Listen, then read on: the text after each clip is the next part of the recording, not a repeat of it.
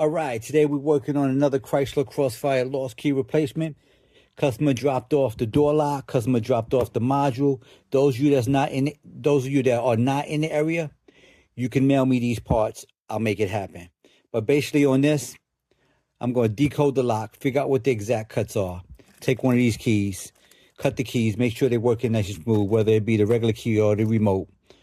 Program the module with that chip data, and that's it, plug and play. I'll come back in a little bit. All right, we're back. This puppy is done. They wanted the remote. They didn't want the regular key, so they paid extra for that. Here you go. Nice and smooth.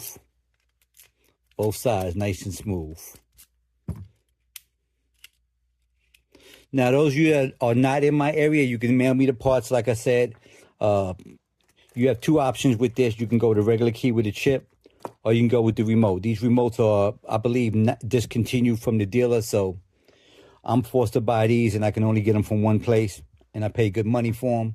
But if you want me to program the remote and to the box, I can. I have the software, so and that's about it. Really much to say. This is all plug and play at this point.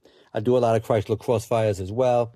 So if you need my help, give me a call or go to the website, www.acmlocksmith group.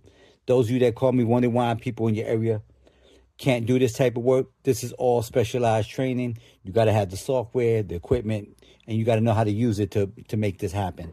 You know, think about it. I'm actually programming a key to a car. I'm not even standing in front of. I only have the parts. And when these parts come back to the car, it's going to be plug and play. You know, no fuss. That's it. So you give me a call or go to the website. I'll catch y'all on the next one. If you like my videos, like, subscribe, and share. And I appreciate y'all.